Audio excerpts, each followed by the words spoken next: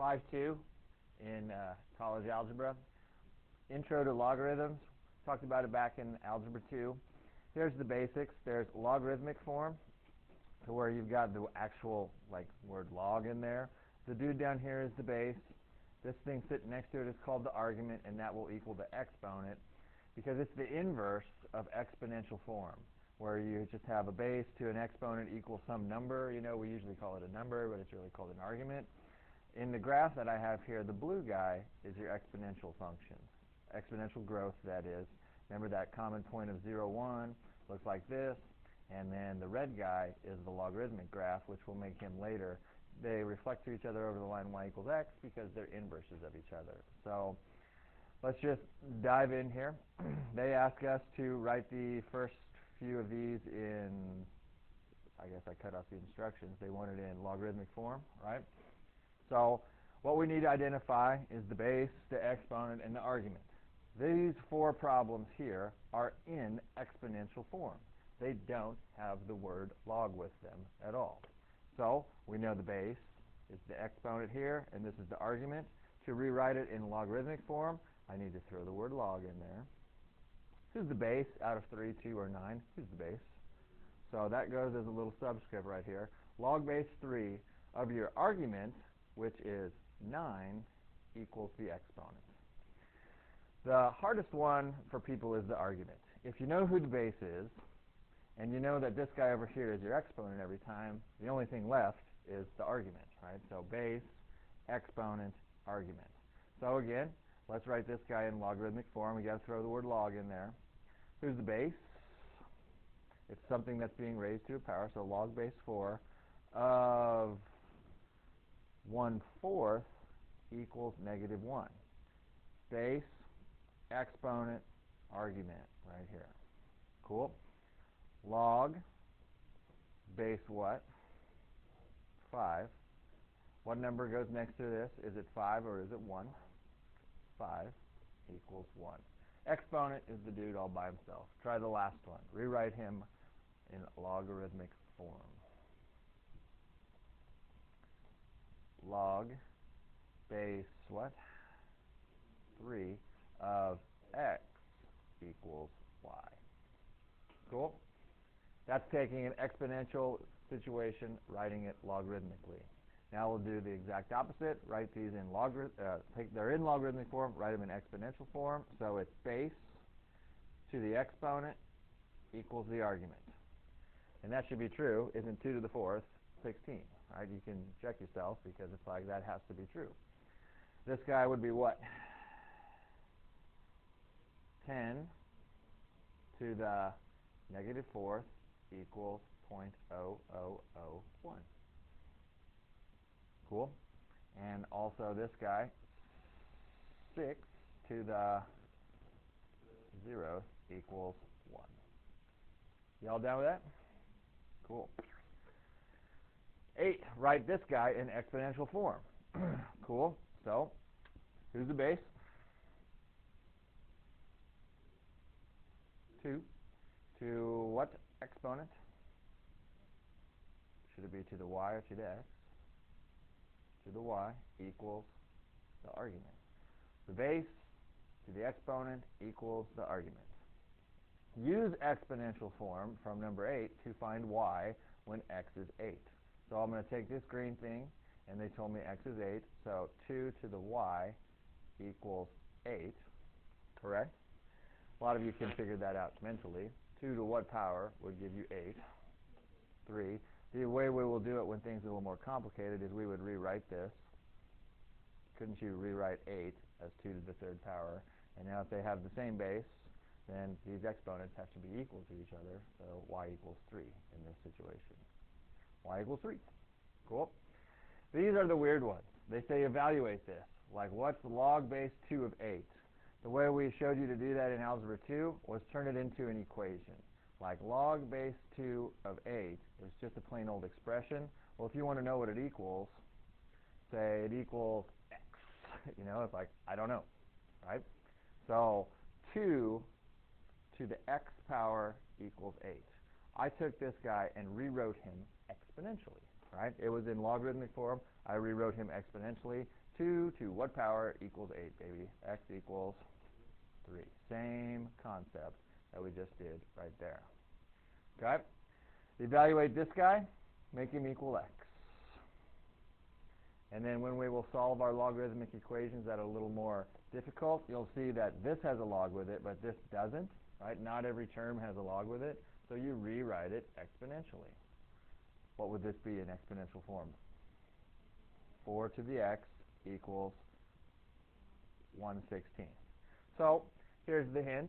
Since you have a fraction over here, that tells you that your exponent will be negative, right? Because that reciprocates things, right? So do you know 4 to what power is actually 16? 4 to what power is 16? 4 to the second. But since I got to get 1/16, that needs to be negative second power, right? So 4 to the negative second, you check yourself. This means reciprocate the base. Okay, make it to the positive second, and then you get 1/16 out of that situation. Cool. Evaluate this guy. I'll let you mess with that for a second. Put him equal to x. Rewrite him exponentially.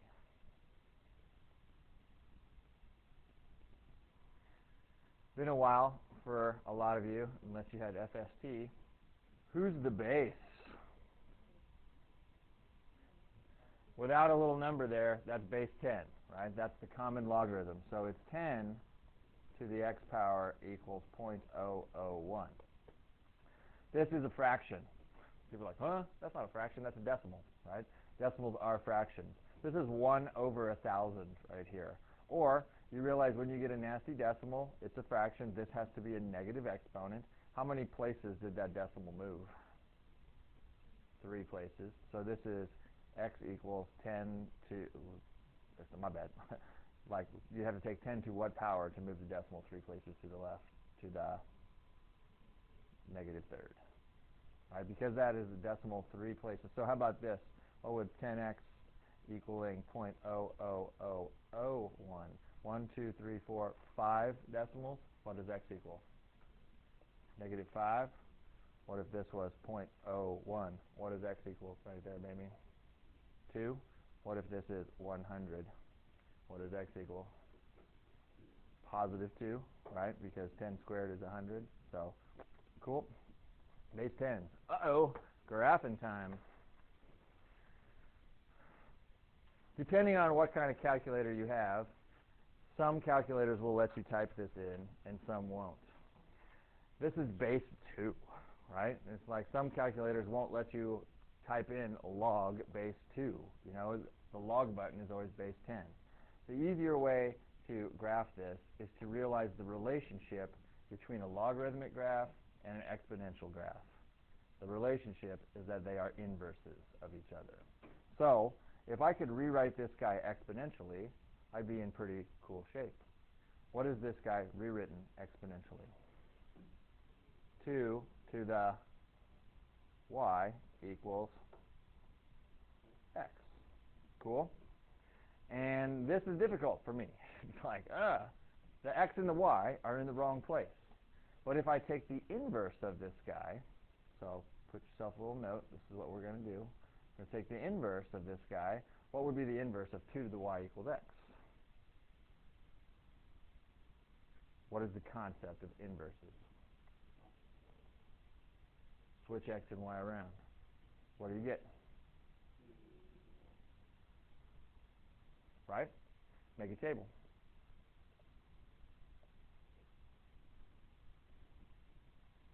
Why is the blue one better than the red one? You can put it in your calculator. You can do it in your brain because x is the number that you make up in your table every time, right? So we can do this mentally. What's 2 to the 0th power? 1. What's 2 to the first power? 2 to the second power. And 2 to the third power. Cool. Let's put some other ones in there. Negative 1, negative 2, negative 3. What is the negative exponent? Like if I do 2 to the negative 1, what does the negative exponent really do? Reciprocate your answer. So do you know what 2 to the first was? It was 2. Reciprocate that. What would you get? 1/2. Then 2 to the negative second would be 1/4 and 1/8. You with me on that? If I graph this blue table, it's the inverse of what I really want. Say that again. The blue table is the inverse of what I really want. I really want to graph the red one. So in my actual table, if I have a table of values for the inverse, how can I make a table of values for what I really want in the first place? Switch x and y back around. Our ordered pairs would then be 1, 0, 2, 1. I said that. Yeah. 2, 1, 4, 2. And then 8, 3. 1/2, negative 1.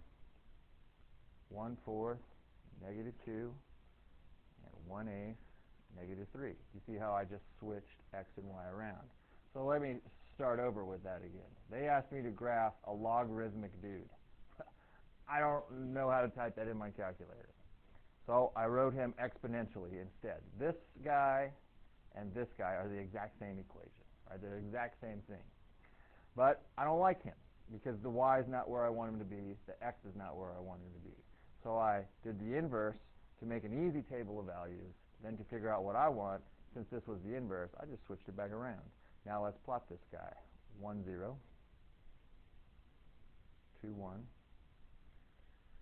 4, 2, 8, 3, and then back to these little nuggets. 1/2, negative 1, 1/4, negative 2, 1/8, negative 3. What's going to happen here with these little nuggets right here? What are we getting closer and closer and closer and closer to? To 0. We will not touch it because there's a vertical asymptote there. So we will graph that vertical asymptote as a dashed line. I know you don't have a straight edge, so just dash that puppy in there. And put the vertical asymptote at x equals 0. X can never equal 0 in this situation. Here's something you may or may not remember. When we meet next class period, we will solve logarithmic equations, and then we got to go back and check our answers. You always check that the argument is positive. It can't be 0 and it can't be negative. So you'll see x can't equal 0, and it will never be negative over here either. The argument always has to be a positive number in the logarithmic guy. Cool? So we did this for a reason, to realize there is one critical point, 1, 0. I would like to show you what the inverse of this looked like again. That's at 0, 1, and then this guy would be at 1, 2, and 4, 3, 8. The inverse of this, whoa, doesn't go down there. Goes up here. These guys are inverses of each other. We did some purple note card tricks to the exponential guy. Wasn't that magic point 0, 1 every time? We are now going to do some purple note card tricks to the logarithmic guy, but the critical point is not 0, 1 anymore. It's the inverse of 0, 1, which is what? 1, 0. So let's do that. Again, here's my parent function just for visualization purposes. They say explain how the graph of this guy relates to the parent function. Cool? Purple note card stuff. Number 1, did it get reflected over the x-axis? It would have a negative in front of there. Did it happen? Nope. Translation. This definitely has something to do with the translation, correct? Where did he move? 3 units to the left, and then if they would have went up or down, they would have added a number here. So we definitely know that there's a translation 3 units left. Then, was there any vertical dilation or anything? They would have a number in front of this thing. There was no dilation. So all we have to do is take this parent function right here and move him where? 3 units left. So we need to see where would the critical point of 1, 0 move to. 1, 0 has to move 3 units left. So where does that come to? 1 minus 3 is how much? Negative 2. And 0 plus 0 is 0. Doesn't that point move to negative 2, 0? So make a little sketch for me. I know I don't have those things graphed. That's what they want on the My Math Lab also. So that point would be at negative 2, 0. There is an asymptote involved with this every single time. Where was he at normally? The asymptote is at where? X equals 0. Didn't this entire graph shift 3 units left, right? So this can move left, correct? Wouldn't it move 3 units left over here? So you've got a vertical asymptote at x equals 3. Negative 3, sorry. X equals negative 3. And then nothing happened with the stretching or anything like that, so it looks the same. All that happened was this parent guy moved 3 units left. Everything shifted over 3 units. And so does the asymptote. Cool? Awesome. Next.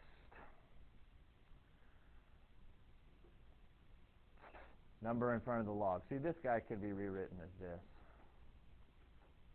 Right? Isn't that the same thing with the plus 4 moves over here also? No vertical dilation. No reflecting over the x-axis either. There is a translation, though. I need you to put that T. Where did this thing translate to? 2 units right, 4 units up. Cool? So move the point 1, 0 for me. Move the point 1, 0.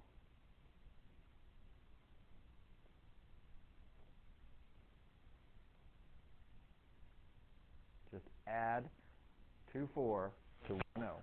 Just add those together. Doesn't it go to 3, 4? So let's plot 3, 4. Make a little sketch for me again. And then 3, 4, put him. The vertical asymptote has to move. And who controls the vertical movement? X, right? So it moved 2 units to the right also. So that vertical asymptote is at x equals 2.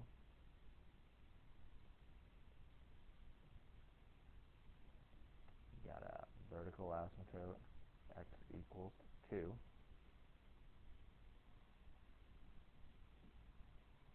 Cool?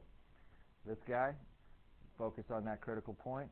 He usually does this and this. All logarithmic guys look the same. Awesome? Next one. What happened? Any reflecting over the x-axis? Yes or no? Translations? Nope. Dilation?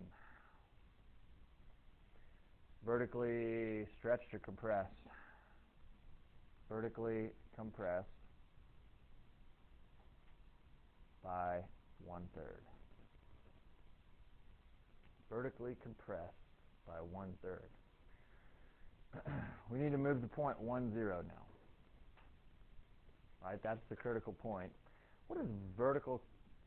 Which guy goes vertical on your axes? Is it the y-axis that goes vertical, or is it the x-axis that goes vertical? The y-axis goes vertical. Vertical compressions or stretchings affect the y value of that point. I need to take this y value times 1/3. The y value is 0. If you take it times 1/3, where does it turn out to be? See, and we had to do that with our exponential guy before also, but the critical point in the exponential guy was 0, 1. So like when there was a 5 in front of there, remember from a few class periods ago, it got multiplied by 5, so the point 0, 1, since it got vertically changed, it only affects the y value. You take 1 times 5, and it moved to 0, 5. This guy, the y value is 0, so vertical changes don't affect this dude at all, right? It doesn't move the point 1, 0. 1, 0 stays at 1, 0, baby. Cool? So, did the asymptote move at all, either? Only time the asymptote moves is if you shift it right or left. So, same old picture. It's your, oops, that's dashed. It's your parent guy all over again. The thing is he's 3 times skinnier, though. And that's hard to draw, but the point 1, 0, if it normally went like this, so don't draw the green one. This is, say, your normal one. Since it got vertically compressed, it's got to be something like this. It's just 3 times skinnier or something. So the red one is the correct graph. Like No shifting happened. It just got vertically compressed. So it got a little fatter. Cool. Yay for that. We'll skip 17, go to 18. Read, punch that in your calculator. So we got a natural log situation in here. Here's our natural log button, and then we put x, and then you should close your parentheses. Remember, this is your common log, whose base is normally 10. Natural log, what's the base in a natural log situation? Anybody remember that it's base e? Remember that? Yes or no? E. So natural logs have base e. So projections from 2010 to 2050, U.S. adults with diabetes, either they're diagnosed or undiagnosed, can be modeled by this equation, where x is the number of years after 2000. You got to be really careful with this situation because they say this equation projects these years, but x stands for years after 2000, right? So it didn't start in 2010. They're starting in 2000, right? But this thing is only accurate in the years from 2010 to 2050, okay? So they say graph this function. I helped you out with your window right here. Why don't you go to 50s all the way around? How did I figure that out? Trial and error. I played with it, right? I graphed it. I wanted to see some things. So let's make our window. Let's clear all this stuff out. Let's go my x minimum. I didn't even actually go to negative 50. I just went to negative 10. X max 50, and then go by 10s or something. X minimum negative 50, Y max 50, and go by 10s again. And I just played with that to see what it would be, so saving some class time. Graph it, make a sketch of it. Check your window again. This is what she looks like, so my graph sketch looks like this. You all cool with that? Is this function increasing or decreasing? What do you think? As you look from left to right, does that thing go up or does it go down?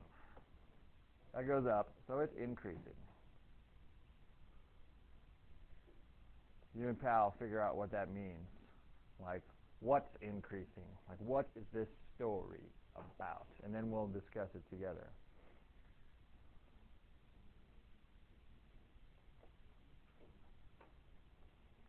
We decided that as the years after 2000 increase, the percent of U.S. adults with diabetes also increases. So on your test, we need a nice, neat, complete sentence like that also. I talked about x first. X was years, right? When did they start? 2000, right? That's what this point right here means. The point 0 on the x-axis is actually the year 2000, right? And then this is 2050 right here. So there was a big reason why I chose 50 to go to my scale, because didn't it go from 2010 to 2050? And this is 2000 right here, so this is 2050. Cool. What does the model predict if the percent of U.S. adults with diabetes will be in 2022? So you got to ask yourself this.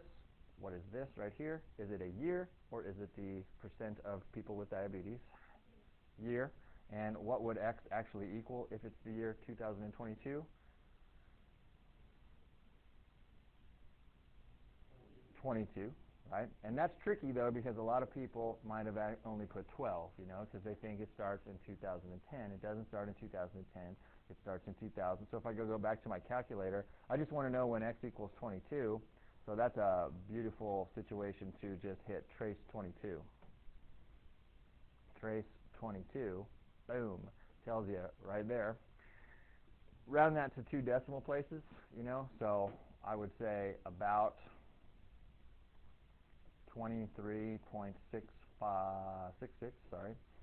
And then what label goes on that? Percent. You all cool with that? I just hit trace 22. If you hit trace, it asks you, like, basically to go somewhere. If you hit 22, it will mean, oh, you want to go where x is 22. Cool, so I did that. Cool. And then part D says estimate which year the model will reach 33%. Since 33 is a percent, isn't that a y value? So I go back to y equals, and you don't need to put 0.33. You know, percent's part of the label, so you just put 33. And graph that and see where they intersect.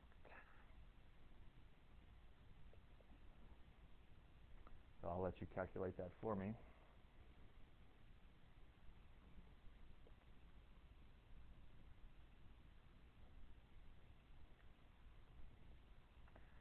X was about 48.4. So how do we interpret that? Like, this is years, right? It would take 48.4 years, right? And we started in what year? 2000. So in what year would this happen? And that's always the question, is like, so should you say 2048 or should you say 2049? It happens somewhere in 2048. Sometime, how about not somewhere, but sometime in 2048.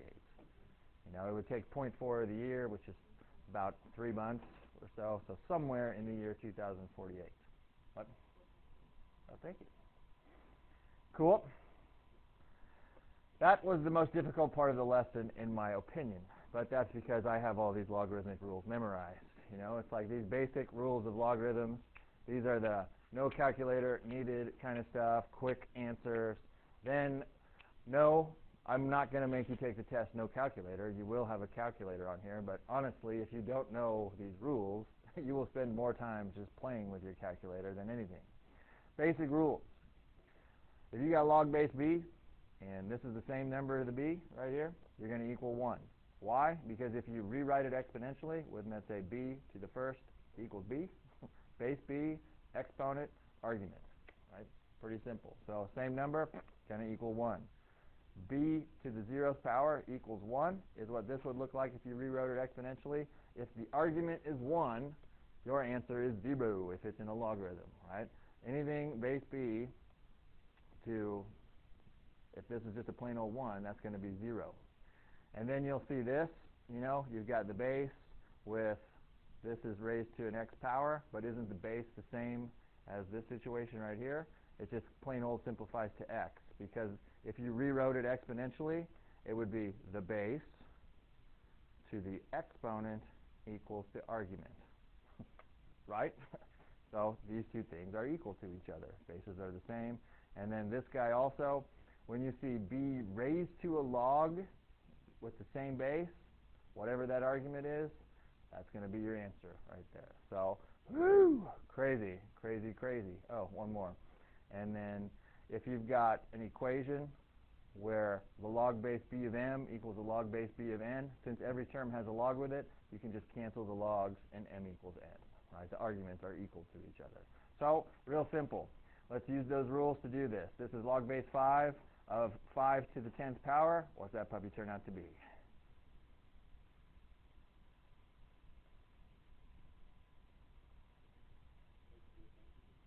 What would this turn out to be? Right here. What is log base 5 of 5 to the 10th? Is this number and this number the same? Yes or no? So that looks like this one to me, right? Doesn't it look like that one? What's right here is what the answer is. So what will this answer be? 10.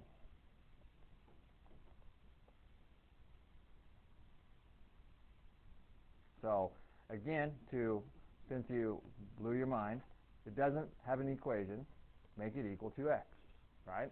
If you wanted to rewrite it exponentially, 5 to the x equals 5 to the 10th. What does x have to equal?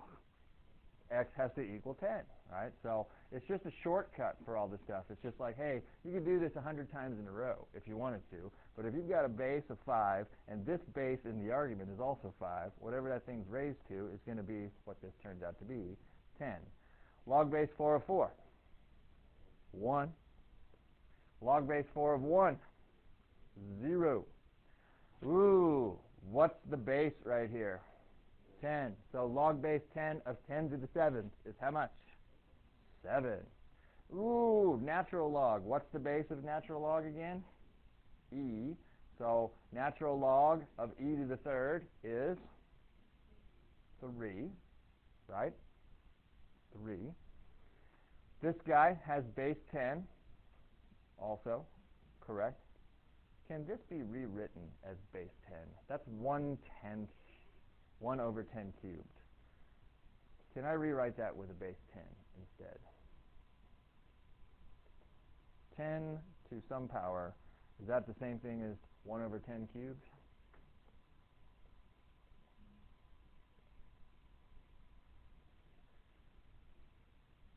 What's a negative exponent mean that you should do?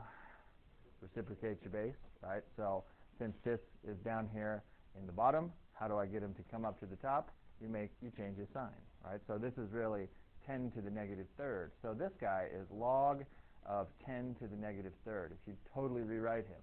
Now, can you answer what this simplifies to? What's log base 10 of 10 to the negative third turn out to be? Negative 3. I'm going to make up some more for you. Log base 6 of 6 squared, what's he turn out to be? 2. Log base 8 of 1, 0. Log base, what? 10 of, oh crap, can I rewrite him as base 10? It's 10 to the negative second, correct? Right? So what is the answer of this guy? Log base 4 of 16, ah crap, can I rewrite him as base 4? What is that really? 4 squared, right? So what does this turn out to be? 2. Cool. All right, what do we got next? Doing the old rules. The rules, if you have a single log and they are either adding stuff together, let me take that back. If you got a single log and the arguments are being multiplied together, you can separate them with addition. Multiplication turns into addition. You see in this first problem, you've got log base 4 of 5 times this thing. Nobody cares about that x minus 7 in there. That's a group because they put it in parentheses. Isn't it this blue term times that red term right there? I can rewrite that. They're asking us to expand these puppies. So since they multiplied these together, you separate them as all log base 4s of each term individually added together. All I did was say, I'm going to separate the multiplication right here with addition. That's a rule of logarithms that would probably go over your head of me to explain how that really works. It's probably not worth the time. Long story short, if they are multiplying arguments, you separate them individually. Notice 2 different logs showed up because there was 2 different terms in your argument. In this guy, we have natural logs, but don't we have this bro times that bro, correct? Separate him with addition using natural logs because they use the natural log.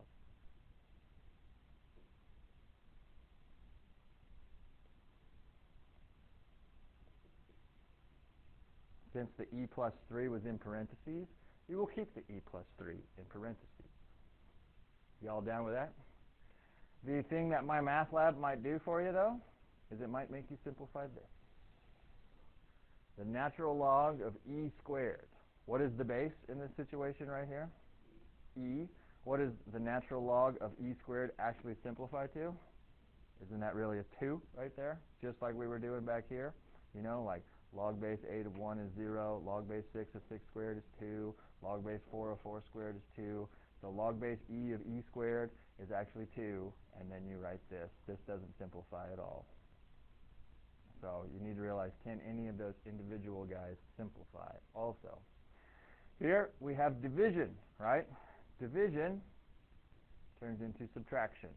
So you take your numerator with that same log, and he's an entire group, and you subtract away another log of the same base of whatever that denominator was.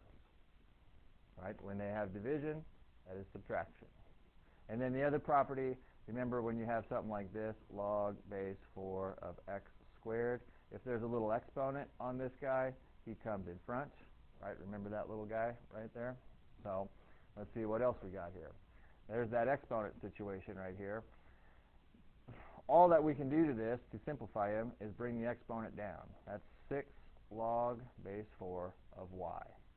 Every time you write this in simplified, expanded form, the argument is always to the first power. Right? There's just one term there, and he's got to be to the first power, because every other power comes in front. So, 2 for 1 special here. Do you see we have division involved with this guy? Let's separate him with subtraction. It would be the natural log of your numerator minus the natural log of your denominator. 2 things can simplify in this. First, I hope you realize this needs to simplify, because doesn't that have a little exponent on it in the argument? Where does that exponent come to? Right in front. So it's minus 5 natural log of x. What does that turn into? What's the natural log of 1? It's 0. So you'd really have 0 minus this, but you don't need to put the 0 in front of there. It's just negative 5 natural logs of x in that situation. One move at a time is all you have to do on that.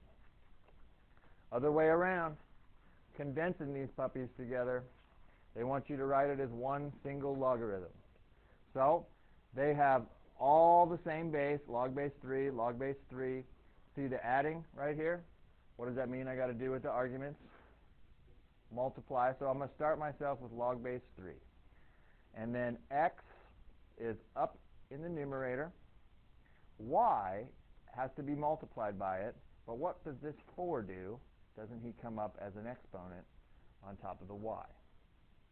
With me on that? Does that make sense? Right? Because, so it's all multiplied together. Cool in the gang? This guy will be 1 log again. So whatever his base was, I will write him. Would you agree that the 1/2 has to come up on the a? And all you do is really look at the sign in front of this guy. The sign in front of this guy is positive, correct? So that means he will be in the numerator. So you will have an a to the 1/2 power in the numerator. Then you look at this guy. The 3 has to come up and be an exponent on the b, but wasn't he a negative, right? It's like the subtraction part, but if that's a negative, he really belongs down in the denominator. So it's over b cubed. Because the subtraction part is really your fraction bar right there, and then the b cubed is downstairs. Right? The way we kind of did it, and I'll do some other examples besides just these few 3, was if it's a minus, it goes downstairs. If it's a plus, it stays upstairs. Right? That's the moral of the story. So this guy, you've got the natural log of 5 times x. You do not, I guess we could separate those if we want to, right? Because they're multiplied together, right? Can't we separate those with what? Addition, subtraction, addition. So we could have the natural log of 5 plus the natural log of x. Oh, we want to write it as 1 logarithm, though. Isn't that what we want to do? My bad.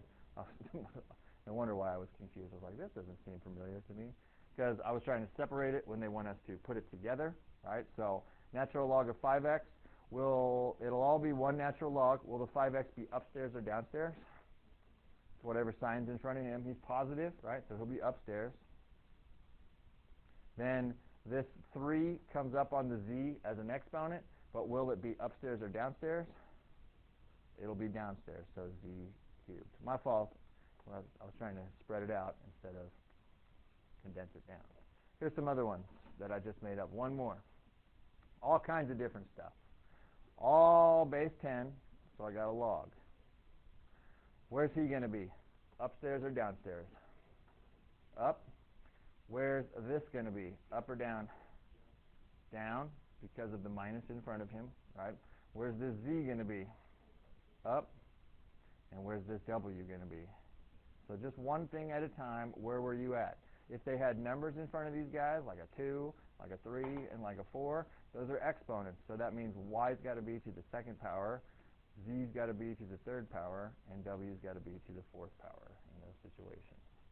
And then for the tricky ones, they'll have a few of these on my math lab. They're tricky.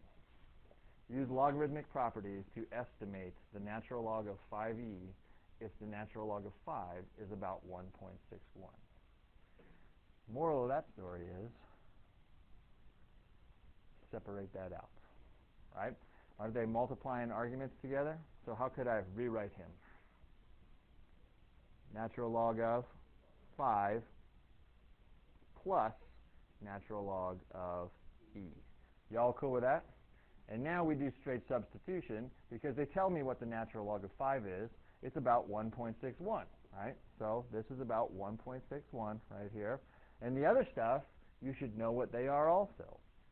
What's the base again on a natural log? E. So what's natural log, base e, of e actually turn out to be? It's 1. And then you add those together and you get, don't just get 2.61, it's approximately 2.61 because this was approximately 1.61 in the first place. So I rewrote it with log rules, then I substituted stuff in. They should tell you what one of the weird ones is. Everything else should be something that simplifies nice and neat. So let's try that. Do 34. Take him and rewrite him, like expand that out with rules of logs.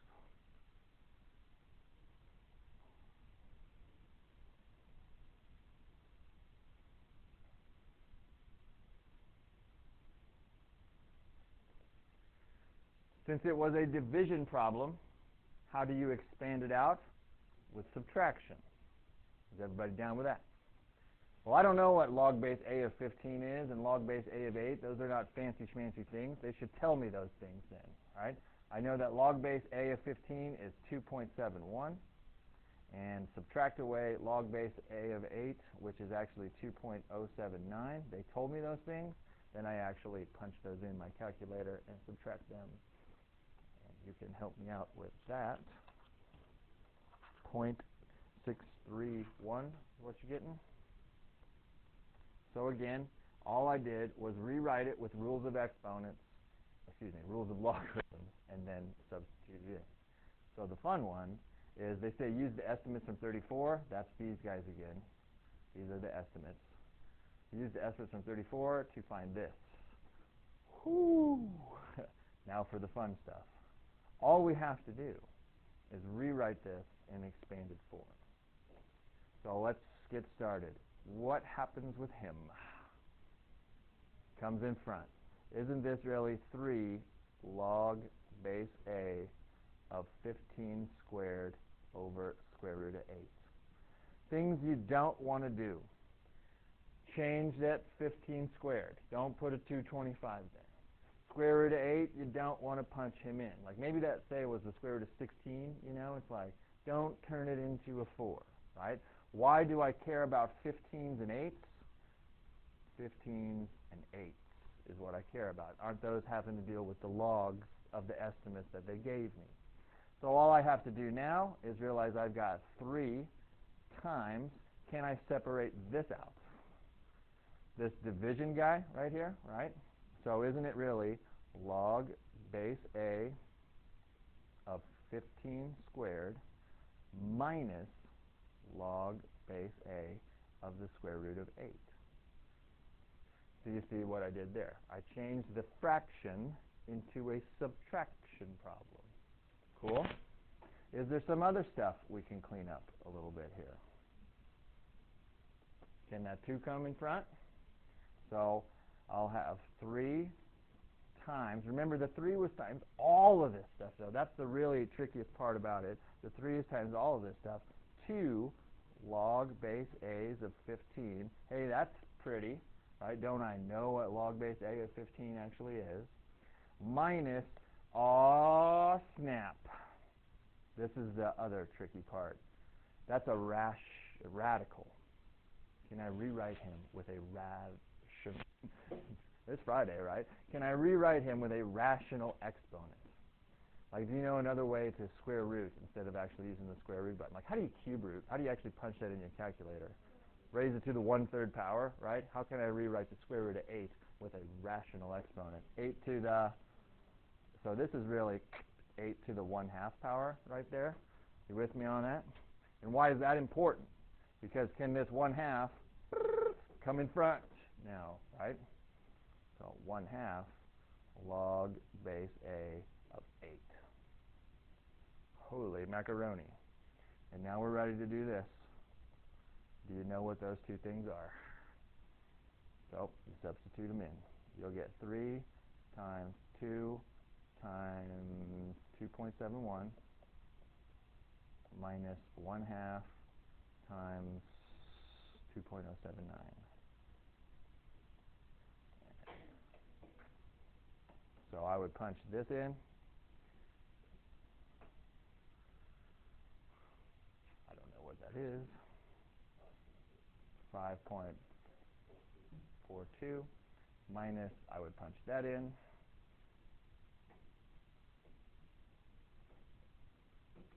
Half of that number is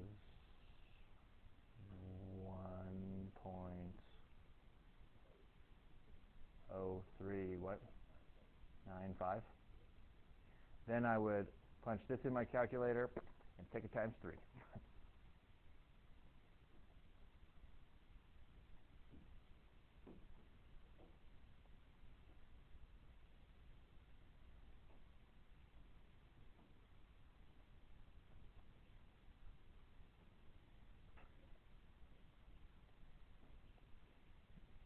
13.1415, is that what you got? That was messy, man. You know, that was very messy. It took me a while even just to think about it. It's like, okay, I see the 15 and the 8, right? How can I get the 15 and the 8 by themselves? One move at a time.